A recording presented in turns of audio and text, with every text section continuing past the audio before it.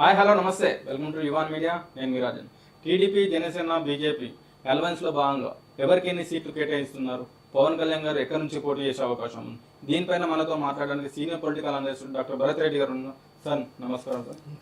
Sir చెప్పండి sir, TDP Janasena BJP అలవెన్స్లో భాగంగా పవన్ కళ్యాణ్ గారు ఎక్కడి నుంచి పోటీ చేసే అవకాశం ఉంది, జనసేనకి ఎన్ని సీట్లు కేటాయించే అవకాశం ఉంది, ఎమ్మెల్యే స్థానాలు అంటే 23 అన్నారు, మళ్ళీ 21కి వచ్చారు, బీజేపీకి ఎన్ని ఇచ్చే అవకాశం ఉంది? ఆల్రెడీ పొత్తు అనౌన్స్ అయిపోయినట్టుంది. పూర్తి స్థాయిలో సీట్ల సర్దుబాటుకు సంబంధించి ఇక్కడ మనం చూసుకున్నట్టయితే డైరెక్ట్గా 3 పార్టీల మధ్య పొత్తుగా మనం భావించడానికి వీల్లేదు. జనసేనకు బీజేపీకి కలిపి ఒక కేటాయింపు జరిగింది, టీడీపీ ఇవ్వడం జరిగింది. అందులో 31 సీట్లు ఎమ్మెల్యే సీట్లని జనసేనకు బీజేపీకి కలిపి ఎమ్మెల్యే సీట్లు, ఒక 8 ఎంపీ సీట్లు ఇవ్వడం జరిగింది. మీరు అడ్జస్ట్ చేసుకోండి అనే పద్ధతిలో చంద్రబాబు నాయుడు దాన్ని ఇవ్వడం జరిగింది. జనరల్గా 3 పార్టీలకు సంబంధించిన షేరింగ్ చూసుకున్నప్పుడు చంద్రబాబు నాయుడు నుంచే వెళ్ళారు. యాక్చువల్గా చూసుకుంటే టీడీపీ పెద్ద పార్టీ కాబట్టి టీడీపీ నుంచే జనసేనకి ఇన్ని సీట్లు, బీజేపీకి ఇన్ని సీట్లు అని చెప్పి వెళ్ళాల్సిన ఆవశ్యకత ఉంటుంది. కానీ ఇక్కడ చూసుకున్నట్టయితే జనసేనను బీజేపీని ఒక గ్రూపుగా వ్యవహరించి చంద్రబాబు నాయుడు మీ ఇద్దరికి కలిపి ఇన్ని సీట్లు ఇస్తున్నాం, మీరు ఎన్ని తీసుకుంటారో మీరు ఇంటర్నల్గా మాట్లాడుకోండి అనే ఒక ప్రతిపాదన పెట్టడం జరిగింది. ఇక్కడ చూసుకున్నట్టయితే చంద్రబాబు నాయుడు 17 ఎంపీ సీట్లు, 140 ఎంతో వాళ్ళు తీసుకున్నట్టు 32 సీట్లు, 31 సీట్లు ఇచ్చినట్టుంది. దీని ద్వారా ఇక్కడ చూసుకున్నట్టయితే ఇక వీళ్ళ సీట్లలో వీళ్ళు షేర్ చేసుకోవాల్సిన, ఇందులో పవన్ కళ్యాణ్ చాలా తగ్గినట్టుగా కనిపిస్తుంది. పవన్ కళ్యాణ్కు మొదట్లో 3 ఎంపీ సీట్లు, 24 ఎమ్మెల్యే సీట్లు ఇవ్వడానికి మొదట్లో టీడీపీతో అగ్రిమెంట్ అవ్వడం జరిగింది. కొన్ని సీట్లను బీజేపీ వస్తుందని చెప్పి ఆపుకోవడం జరిగింది. మొదటి నుంచి కూడా చంద్రబాబు నాయుడుకి ఎన్డీఏలో చేరాలని ఒక ఆశ ఉన్నప్పటికీ టీడీపీ, జనసేన, బీజేపీ కలిసి పోటీ చేయాలని చెప్పి మొదటి నుంచి కూడా ప్రతిపాదిస్తున్న వ్యక్తి పవన్ కళ్యాణ్. ఓట్లలో చీలిక రావద్దు, జగన్మోహన్ రెడ్డిని దింపాలంటే 3 పార్టీలు కలిసి పోటీ చేయాలి, ఓట్ల చీలిక రావద్దని చెప్పి మొదటి నుంచి కూడా ప్రయత్నిస్తున్నారు. బీజేపీ ఇక్కడ చంద్రబాబు నాయుడుతో పొత్తు కొనసాగిస్తూనే అక్కడ ఎన్డీఏలో భాగస్వామిగా కొనసాగుతూ మొత్తానికి బీజేపీని ఇప్పుడు పట్టుకొచ్చింది. ఈ టీడీపీ పొత్తులోకి భాగంగా తీసుకొచ్చిన ఘనత పవన్ కళ్యాణ్కి దక్కింది. అక్కడ డిమాండ్ చూసుకున్నట్టే చంద్రబాబు నాయుడుకు బీజేపీ డిమాండ్లు పెట్టింది. ఆ డిమాండ్లన్నీ కూడా పవన్ కళ్యాణ్ మీదకి టర్న్ చేయడం జరిగింది. మీకు ఇద్దరు కలిపి ఇన్ని సీట్లు ఇస్తున్నాం. మనం చూసుకున్నట్టయితే బీజేపీ కంటే కూడా ఎక్కువ ఓట్లు ఉన్న పర్సెంటేజ్ మనం చూసుకున్నట్టయితే పవన్ కళ్యాణ్కి ఎక్కువ ఓట్లు ఉన్నాయి. ఆంధ్రప్రదేశ్కి సంబంధించి ఓట్లు ఉంది, క్రేజ్ ఉంది, అతను ఓటర్లని ఆకర్షించగలడు. కానీ మనం ఇక్కడ చూసుకున్నట్టయితే 8 ఎంపీ సీట్లను ఇద్దరికి కలిసి ఇవ్వడం జరిగింది. గతంలో ఒప్పందం ప్రకారం 3 ఎంపీ సీట్లు ఇవ్వడానికి ఒప్పుకోవడం జరిగింది చంద్రబాబు నాయుడు. అయితే ఇప్పుడు 8 సీట్లలో తను 1 సీట్ తగ్గించుకోవడం జరిగింది. ఏదైతే పవన్ కళ్యాణ్ 1 సీట్ తగ్గించుకొని కేవలం 2 సీట్లకే పోటీ చేస్తూ 6 ఎంపీ సీట్లను బీజేపీకి తన ఖాతాలో నుంచి, ఇది నేను చెప్పాలంటే ఇది పవన్ కళ్యాణ్ ఖాతాలో నుంచి 6 సీట్లను, ఎంపీ సీట్లను తీసి అక్కడ ఇస్తున్నారు. చంద్రబాబు ప్రతిపాదించినప్పుడు బీజేపీకి కేవలం 6-7 ఎమ్మెల్యే సీట్లు ఇవ్వడానికి ఒప్పుకోవడం జరిగింది. కానీ ఇక్కడ కూడా ఎమ్మెల్యే సీట్ల విషయంలో కూడా మీకు ఇద్దరు కలిసి గతంలో కంటే 1 సీట్ పెంచి ఒక 31 సీట్లు ఇస్తున్నారు, మీరు చూసుకోండి అని చెప్పేటప్పుడు అక్కడ ఏదైతే ఇక్కడ ఎంపీ సీటు 1 తగ్గడం జరిగింది, అక్కడ పవన్ కళ్యాణ్ కూడా 24 నుంచి 21కి 3 సీట్లు తగ్గడం జరిగింది. అయితే బీజేపీ కోరుకున్నట్టుగా 10 సీట్లు, 21 సీట్లు జనసేనకు, 10 సీట్లు బీజేపీకి ఎమ్మెల్యేలు. ఇక్కడ ఎంపీ సీట్లను చూసుకుంటే బీజేపీ లక్ష్యం ఏంటంటే ఎమ్మెల్యేలు మాకు పెద్ద ఇంపార్టెంట్ కాదు, ఎమ్మెల్యేలు ఎన్ని గెలిచినా పర్లేదు, మాకు ఎంపీ సీట్లు ముఖ్యం. మనం బీజేపీ టార్గెట్ చూసుకున్నట్టయితే బీజేపీ సొంతంగా 370 సీట్లు గెలవాలి, ఎన్డీఏ పక్షాలతో కలిపి 400 సీట్లు దాటాలనేది వాళ్ళ లక్ష్యంలో భాగంగా మాకు ఎంపీ సీట్లు ముఖ్యమనే దాని మీద పొత్తులోకి రావడం జరిగింది. ఇప్పుడు 6 ఎంపీ సీట్లు భారతీయ జనతా పార్టీ పోటీ చేయడానికి సిద్ధంగా ఉంది. ఇక 2 సీట్లు మాత్రం పవన్ కళ్యాణ్ పోటీ చేస్తున్నారు. ఇక మీరు అడిగిన ప్రశ్న చూసినట్లయితే ఎమ్మెల్యేగా పోటీ చేస్తాడా, ఎంపీగా పోటీ చేస్తారా, ఏ స్థానం నుంచి పోటీ చేస్తారా అన్నప్పుడు ఇక్కడ 2 రకాల వాదనలు వినిపిస్తున్నాయి.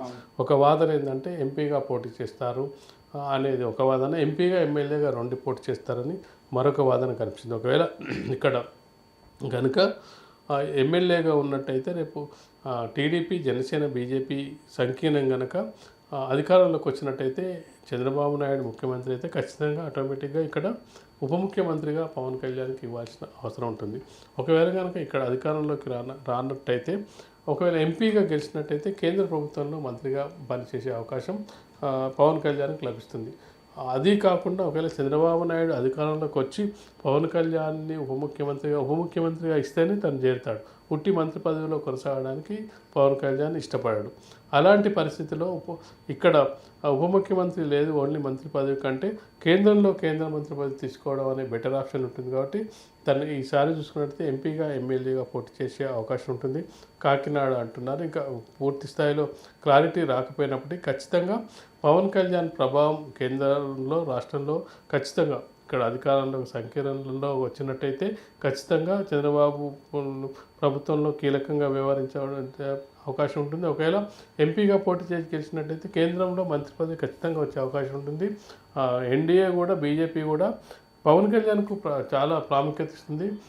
చాలా ఎన్డీఏ మీటింగ్లకు సమావేశాలకు పిలుస్తుంది, అత్యధిక ప్రాధాన్యం ఇస్తుంది, అంత మిత్రపక్షంగా చాలా గౌరవిస్తుంది కాబట్టి పవన్ కళ్యాణ్కి మంచి హోదా ఇచ్చే అవకాశం ఉంటుంది. తాను ఎంపీగా మొగ్గు చూపుతున్నట్టుగా మనకు కనిపిస్తుంది. ఎంపీతో పాటు ఎమ్మెల్యేగా పోటీ చేస్తాడా, కేవలం ఎంపీగానే పోటీ చేస్తాడా అనేది మనకు మరికొద్ది రోజుల్లో తెలిసే అవకాశం అయితే కనిపిస్తుంది. సరే, ఎందుకు పవన్ కళ్యాణ్ గారే ప్రతిదానికి మేనేజ్మెంట్ అవుతుంది? ఎంపీ సీట్లలో కానీ ఎమ్మెల్యే సీట్లలో కానీ తనే దిగజారాల్సి వస్తుంది. అంటే దిగజారుడు అని చెప్పడానికి లేదు. మనకు కొంత మిత్రపక్షాల మధ్య ఐక్యత సాధించాలంటే ఎందుకు వైసీపీని పవర్ దించాలని కంకణం కట్టుకున్నారా? అది ఒకటే కారణం. అదొకటే. వైసీపీని దిగిపోవాలంటే ఓట్లలో చీలిక ఉండొద్దు. నేను కొంత తగ్గినా పర్లేదు కానీ వైసీపీని దింపాలి. అందరం పట్టు విడుపులతో ఉన్నట్టయితే అది సమస్య పరిష్కారం కాదు. ఎవరో ఒకరు పట్టు విడుపులు ప్రదర్శించాలి. జనరల్గా పట్టు విడుపులు ప్రదర్శించే వాళ్ళనే ప్రజలు ఆదరిస్తారు, అతను గొప్పగా మిగిలిపోతారు. ఒకదాన్ని నేను పట్టిన దానికి మూడే కాళ్ళు అన్న వాళ్ళని ఎవరు కూడా విశ్వసించరు. వాళ్ళకు మీద కొంత అభిమానం కూడా ఉండదు. పవన్ కళ్యాణ్ విషయంలో సీట్లు ఎన్ని తీసుకున్నప్పటికీ కొంత పవన్ కళ్యాణ్ పెద్దరికంతో వ్యవహరించాడు. అటు టీడీపీని బీజేపీని కలిపే విషయంలో వాళ్ళు ఎన్ని సీట్లు కావాలని పట్టుపడితే నా సీట్ నీకు ఇస్తా, మీరు చేయండి అని చెప్పి ముందుకు ఆ గౌరవం ఖచ్చితంగా పవన్ కళ్యాణ్ ఉంటుంది. పవన్ కళ్యాణ్ లక్ష్యం మనం చూసుకున్నట్టయితే జగన్మోహన్ రెడ్డిని దింపడానికి ఉన్న అన్ని దారుల్ని, ఏ దారుల్ని కూడా మనం మిస్ చేసుకోవద్దు, మిస్యూజ్ చేయొద్దు అనే ఒక కారణంతో తను ముందుకెళ్తున్నాడు. తన ప్రయత్నాలు సక్సెస్ అవుతాయా? ఈ త్యాగానికి నిజం చెప్పాలంటే దిగజారుడు కంటే త్యాగం చేసినట్టుగా లెక్క. ఎందుకు చెప్తున్నామంటే అక్కడ అసలే పార్టీ పెద్దగా ప్రభావం చూపని బీజేపీకి 6 సీట్లు ఇచ్చి తను కేవలం 2 సీట్లకే పోటీ చేస్తున్న సందర్భాన్ని మనం గమనించినట్లయితే ఖచ్చితంగా తను అక్కడ బీజేపీకి త్యాగం చేసినట్టే లెక్క. కనీసం 5-3 నిష్పత్తి కూడా చేసుకోవట్లేదు.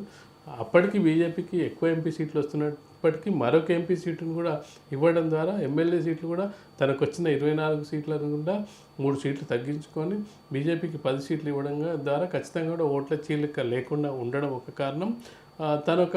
నేను పెద్దరికంగా వివరిస్తున్నాను, నేను సీట్ల గురించి కానీ పట్టుబట్టి ఉండట్లేదు అని చెప్పే ప్రయత్నం చేయడం ద్వారా ఖచ్చితంగా కొంతవరకు పవన్ కళ్యాణ్ మీద సానుకూలంగా కొంత సానుభూతి పవనాలు వీచే అవకాశం ఉంది. ఖచ్చితంగా పెద్దరికంగా వివరించింది అనేది అటు బీజేపీకి ఇటు చంద్రబాబుకి ఇద్దరికి కూడా కొంత వాళ్ళకు ఒక సఖ్యత ఉండే అవకాశం ఉంటుంది. చంద్రబాబు పట్ల గౌరవం చంద్రబాబుకి కానీ మోడీకి కానీ అమిత్ షాకి కానీ పవన్ కళ్యాణ్ పట్ల కొంత అభిమానం ఉండే అవకాశం అయితే ఖచ్చితంగా అనిపిస్తుంది. సరే, ఏపీలో బీజేపీ 0% ఉన్న బీజేపీని 10 సీట్లు ఎమ్మెల్యే స్థానాలు, 6 సీట్లు ఎంపీ స్థానాలు కేటాయించి ఏ విధంగా చూసుకోవచ్చు?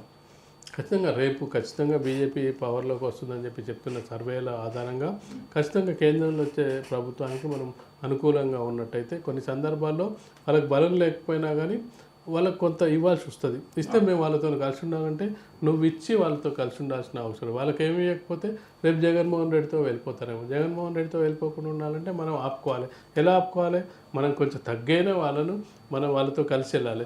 మనం క్లోజ్ చేసినాం అనుకో, డోర్లు క్లోజ్ చేస్తే వాళ్ళు ఎవరికి సపోర్ట్ చేయరు, వాళ్ళకి 0 సీట్లు వస్తాయి. వచ్చిన తర్వాత జగన్మోహన్ రెడ్డికి ఎన్ని సీట్లు వస్తే వాళ్ళతో కలిసి వెళ్తాడు.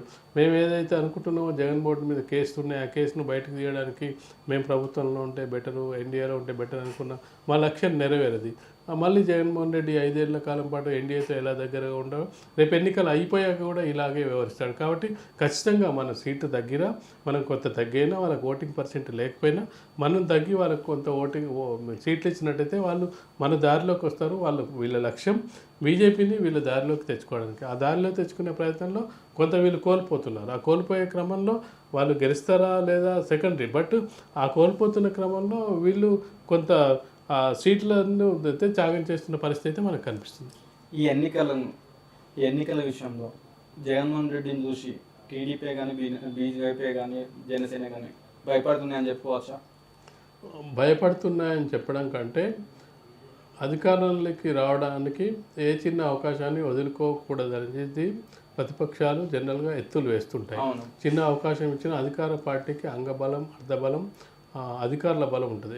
ఏ పార్టీ అధికారంలో ఉన్నా 5 ఏళ్ళు పరిపాలిస్తున్న సందర్భంలో రేపు ఎన్నికలు జరుగుతున్న సందర్భంగా అధికార పార్టీ వైపు ఉంటారు, ఆఫీసర్లు ఉంటారు. అది కొంత అడ్వాంటేజ్గా ఉంటుంది. ఇవన్నీ ఎదుర్కోవాలంటే ఒకవైపు ప్రతిపక్షాల మధ్య అనైక్యత ఉండి ఓట్ల చీలిక ఉంటున్న సందర్భంలో ఒకవైపు ఇటువైపు ప్రతిపక్షాల నుంచి ఓట్ల చీలిక చూసుకోవాలి. మళ్ళీ అధికార పక్షానికి సంబంధించిన అర్ధబలము, అంగబలము, దాంతోపాటు అధికారంలో ఉండే అధికారులు వీళ్ళంతా కూడా ఒకటైనప్పుడు మేము దెబ్బతినే అవకాశం ఉంది.